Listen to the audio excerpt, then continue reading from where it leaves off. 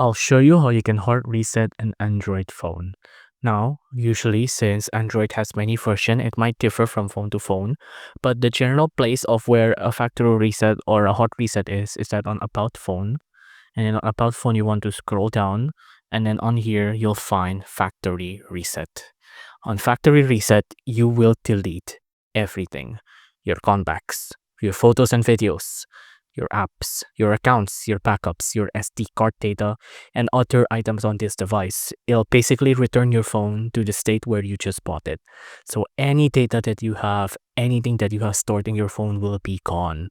So if you have anything important to you, I do recommend you to back it up first. Now, if that's not the case, if you want to go ahead and delete everything, tap on that scary red button there to factory reset and erase all of your data. Once that's done, it might take a couple of minutes to erase, but then that's it. Once that's done, you're done.